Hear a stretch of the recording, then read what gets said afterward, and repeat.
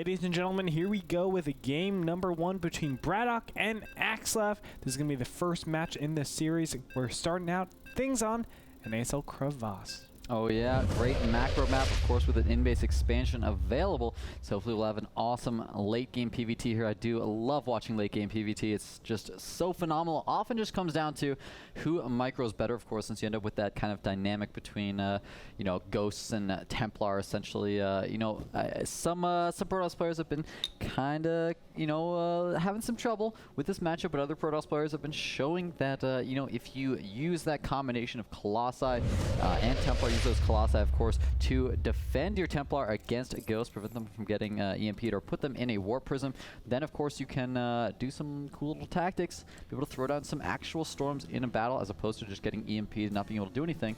But, of course, it's just going to come down to, are we going to see some type of strategy like that from Axslav? Or, you know, maybe are we going to just see some type of 2-base all-in? It's hard to tell, but already we can see top left-hand, or bottom left-hand position. We have EG Axslav, bottom right-hand position. We have Bratok. So these positions are actually kind of tough, I think, for I would say Axslav, because a lot of the times you want to take your third at a more safer area, and having it so far in front of your base, it really makes it a lot tougher. Not saying that it's a huge advantage, but if they're in cross positions, I think Axslav would be sitting very nice.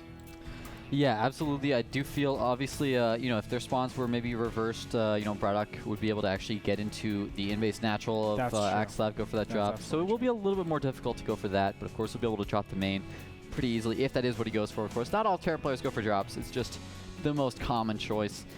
So that is, of course, why we're discussing that so much. Actually, Gateway going down on 13 here from Axslav, but not going for any type of Nexus first play. Same with Bratok going for that Barracks first, so both players are playing it a little bit safe here. Of course, on Crevasse, you can get away with a Nexus or Command Center first with a pretty good degree of safety. But of course, it's just that much safer. And obviously, as a Terran player, if you can get that Barracks up a little bit earlier, then you're going to have your Orbital Command up earlier, and then you're going to be muling while you're taking that expansion. Yep. Bratok is going for that gasless expansion. As we can see, Axslav, on the other hand, has thrown down that assimilator, so he is going some sort of safer route. He's going to get in here. Now, here's the big thing. If you're Axslav, or what do? Do you just go expand after this, or do you continue teching? You know, it really depends, I guess, on what he personally wants to do. You can do either one from this position.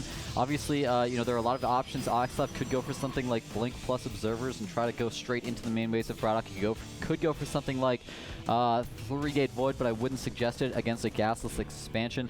But I feel like definitely the smartest choice is to just take that early expansion. You know, he hasn't taken a second gas yet, so I think that's what he's going to be doing, just staying on one gas, taking that Nexus, and then teching up from there. Most likely we'll see, if he's going to play it standard, you know, transition into 3-gate plus Robo off the 2-base there and tech up to Colossi. But of course, on a map like this, it can sometimes be a better idea to get that Twilight tech and be able to have Blink to defending against drops.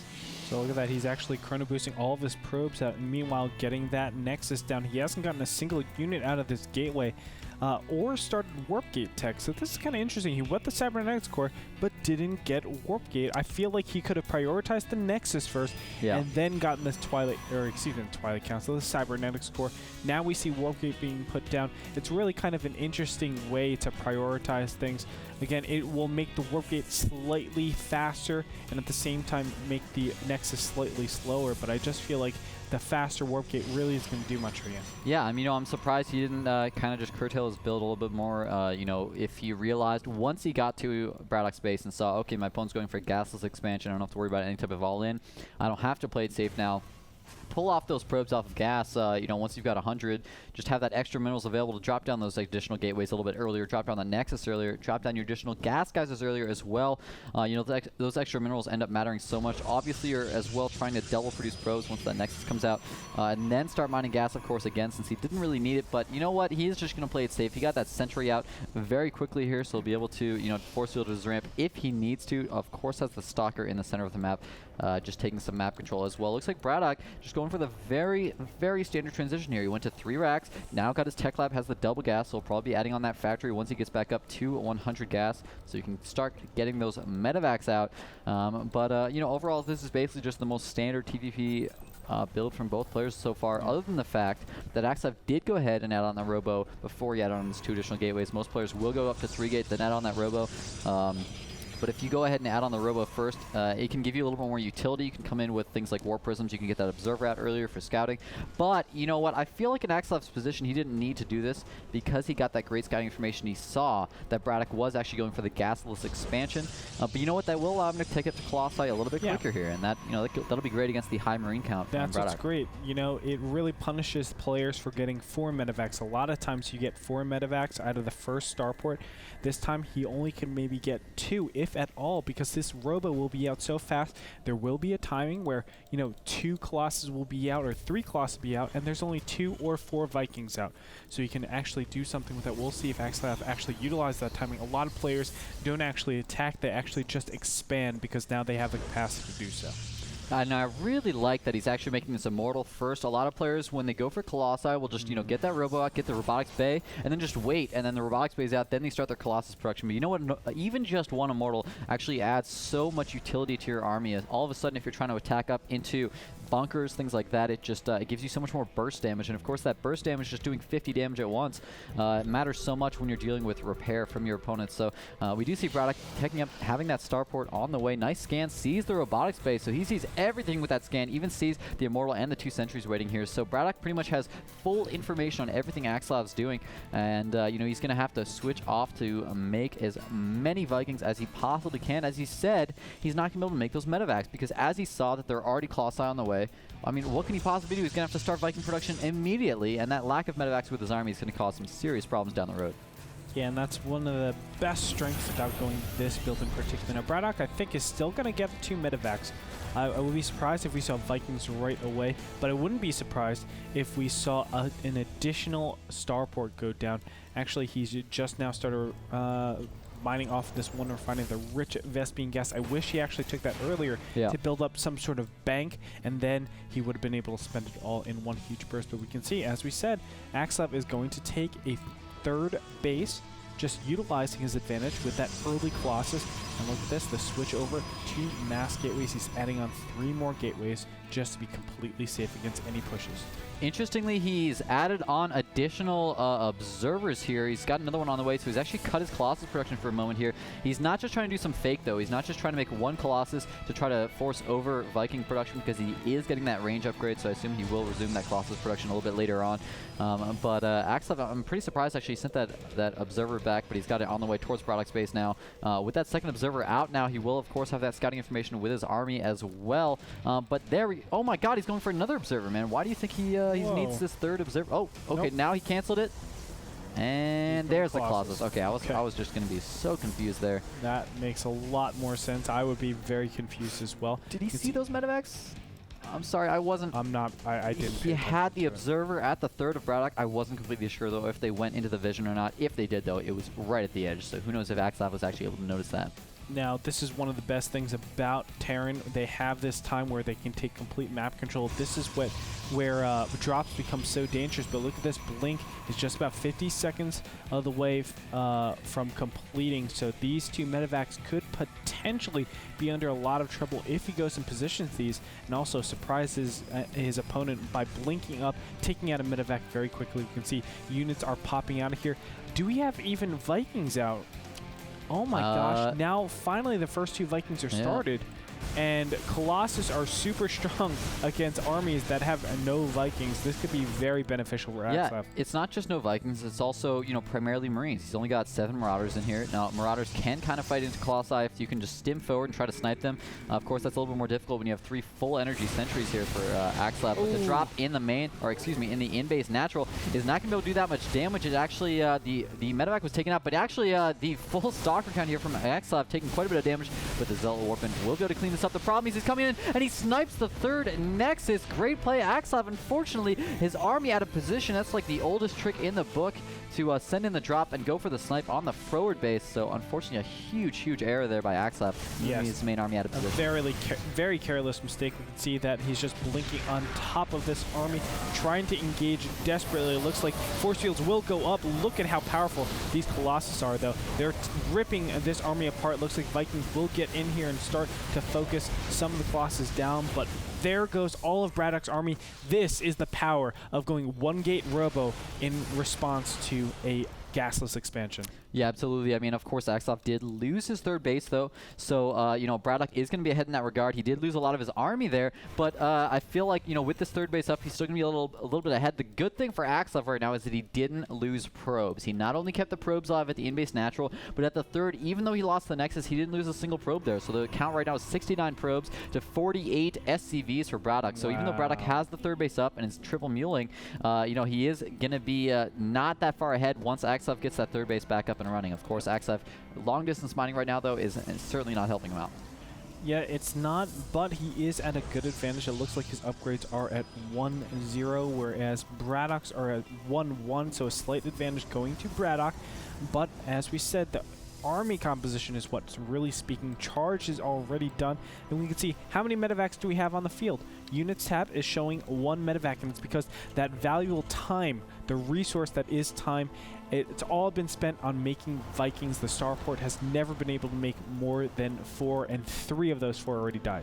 You know what I would like to see from Axslav right now is just a little bit more activity with this observer. He's got it patrolling around behind the in-base natural of Bratok, but he hasn't sent it back into the main base. So I'm looking at his vision right now. He doesn't have vision of half the stuff in Bradok's base, and there's no turrets anywhere in Bradok's base. So we could just send this observer in completely freely if you wanted. And that's very important to see when exactly is my opponent going to get that Ghost Academy. When exactly are they going to add on additional barracks and go for that attack? Are they going to add on a second starport or not? That's a huge deal to know. And if you saw, wait a minute, his in-base natural doesn't even have a single turret. Let me go ahead and get 1 Warp Prism and start warping some Zealots over there. So I really wish you to be a little bit more active with the scouting. Yeah, Warp Prisms are definitely one of the more underused units, but let me assure you that they are definitely worth it in every single matchup. A lot of people say, oh, the Vikings, they're so good. You get that gravitic drive. Oh, yeah. You try to catch that. Well, you know, it's plus, the toughest look where thing the in Vikings world. are, man.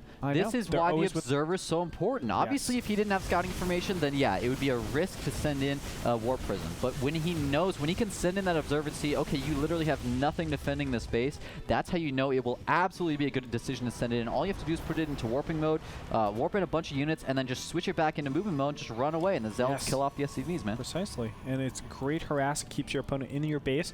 And that's the time where you can take and really start harvesting that gas. The gas is, of course, the more important resource because you need it for those Colossus, for those High Templars, for those Archons, the power units that we always see. Look at how many Colossus actually there are out for Axslav. It's just ridiculously And look at that, man. strong. Speaking of the devil, we do have a Warp Prism on the way, and the Dark Shrine is about halfway done, so I think we're going to see some DT drops from Axslav.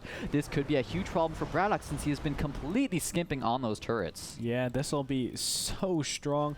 Looks like Bratok is pushing out a little bit. The observer is overhead, sees everything that's going on. Scan goes off, and look at that. SCVs are actually in here. There are 8 SCVs. That's very, very uncharacteristic of Terran vs. Kratos. Yeah, you know, bringing all these SCVs in is going to help him out quite a bit, so he can at least repair the Vikings, repair the medevacs as well as the meat shields. It is a little bit strange at this point in time, but you know what? Right now, Bratok actually at 2-1 upgrades, 3-1 on the way, whereas, of course, Axslav only... Sorry to cut you off. There's Zealots that are warping into the natural, forcing all the SCVs offline, and meanwhile, there are a lot of engagements going on in the front. The Archon immediately gets picked off.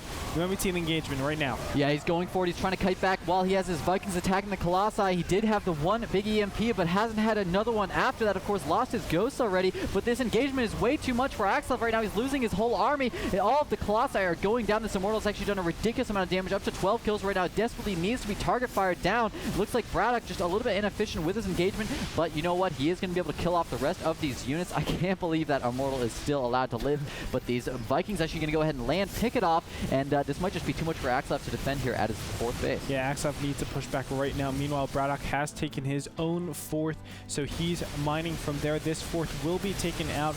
Axslav is desperately trying to get more units out, but it's just not there. 132 supply to 90, well, now 102. Again, the upgrade advantage going to...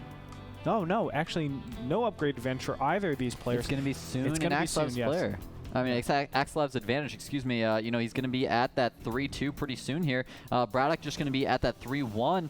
So Bratok will fall behind in that regard, but he already has a 4th base up and running. Now, there is a Zealot in there, but you know what I'm really surprised about is the fact that Axslav just went for the Zealot drop. He got a Dark Shrine, and then he only used Dark Templar for Archons. He could have used Dark Templar to defend that 4th base. Yeah. At least, even if they're going to scan, you know what, you force that scan. He could have dropped Dark Templar in the main base of Bratok. He still has no turrets literally anywhere in his main base. So he could pick off all these add-ons. It would be so annoying to deal with. Looks like Bratok just still trying to be active with that army, but Axslav is forced to long-distance mine right now, and he hasn't been able to put up another 4th base. Yeah, it's a very tough situation. Now finally pushing into this position. Not a lot of Vikings out. Remember, there's only 1 starport, and now pressing on the attack. It looks really good. Bratok, does he have another starport? No, he still has only 2, or excuse me, only 1. He needs that second one now. These Colossus are going to be bearing down on this orbital command center. What? That's not good. Yeah, Bratok maybe just a little bit too overly confident here. Nice EMP goes off on the army, but I don't know if it'll be enough, man. He only has 2 Vikings right now. 1 Viking being target fired down by those Stalkers, and of course with that completely out of energy medevac count there, he's in a lot of trouble. As you said, of course, Planetary might have been a better choice, but I mean, he's fighting up against Colossi, so I think it's understandable that obviously Planetary would have been able to pick up. There's a huge amount of forces on the left-hand side for Bratok that he just forgot about, now starting to mobilize. If he had that, maybe if he this flank could be good though, man. Oh my gosh, this could be great. Very good. Look at Axslav's army. He doesn't have any Zealots left. It's pure Stalker Colossus, and he doesn't have any force fields. So unfortunately, Bradok's still out of position. Those units way up in the top there, but now they're going to come forward for the flank, and it's going to come forward with the army on both sides. Huge sandwich on Axslav's army. He's losing everything. The Colossi go down instantly. The Stalkers go down instantly as well. Axslav taking a huge loss, and now it's 93 food to 82. Yeah, now Axslav is in a lot of trouble. It looks like all of this army is bearing down on his opponent. 3-1 up for Bratok. What is Axslav at right now? It looks like he is at 3-2, so small advantage there. Looks like the Nexus does get canceled. The long distance mining is going to cease, and this is not a lot of units coming out from Axslav, but it looks like actually a good amount of medevacs are out, and he's going to start engaging on this. This is the wrong decision. Oh, a huge warping of Zealots are coming in here. Is it going to be enough? Very hard to tell. I don't think so, just because the kiting is so strong from Bratok. Yeah, unfortunately with Axslav, he doesn't have any sentries for force, so it only has 1 Archon. Maybe if he had a couple more Archons, the splash damage would be enough. But with that Zealot count, not enough Archons to actually support it. Axslav, or Bratok, with his fantastic kiting micro, was able to easily take out that army, despite, of course, being behind on upgrades. Just at 3-1 upgrades, where, of course, Axslav is at the 3-2. I feel like Axslav, having relied so much on Zealots this game, maybe should have prioritized that armor upgrade as opposed to the attack upgrade there. And he's forced to long distance mine yet again to this 4th base over here. So Bratok is basically revolving his entire strategy around denying his opponent from mining. I'm actually really surprised he hasn't taken the orbital command from his main and floated out to another base, since he is actually getting close to mined out. His in-base natural is, I mean, only has a couple mineral patches left. His 3rd. Oh my god, his SCV count is low. It's actually 26 SCVs to 58 probes right now. Exactly, so that's where maybe Axslav could be in advantage. It looks like 1 Archon is trying to merge in now. The engagement has started yet again. Zealots are going to sprint up here. Vikings are actually being landed. The Archon is doing good damage, but the Zealots are finally all gone. He needs more desperately. It looks like these Vikings are going to get in here. He needs to actually use his probes now. This is a bad position, Axslav. No. But these are all red Marauders. If he is able to engage on those, he's going to be able to kill them so fast, one-shotting every single one of these units. Even the medevacs are so low. If he had a single Stalker, it would be beautiful. Now charging up. It looks like all of these units will go down. Probes are actually able to get kills as well in this battle. Yeah, unfortunately, Bratok way over-stimming there. He stimmed a whole bunch of times when he had no medevac energy, and he really didn't need to stim, or should have been stimming. There was one point even where he stimmed, and then just kind of ran away and didn't actually do anything with it. Didn't even, you know, go in back for the engagement while his Vikings were being sacrificed against those Archons. So he needs to be a little more careful with that micro, especially when he's had a low medevac count all game long. You have to be really cognizant of that energy and make sure you don't over-stim, because you can get in that situation where even probes, as you said, are able to get kills because your Marauders are just way too low on HP. Now he's moving forward for perhaps some more aggression. Axslav is really in a tough spot right now because he's mining just off 1 base. Of course, Bratok pretty much doing the same thing, though. All going in for the engagement, but it looks like Bratok has the much better positioning up the ramp around a corner there. The Zealots were forced to run around. He has the sandwich on both sides, but it's not enough. The GG comes out from Axslav. Bradok's going to take it.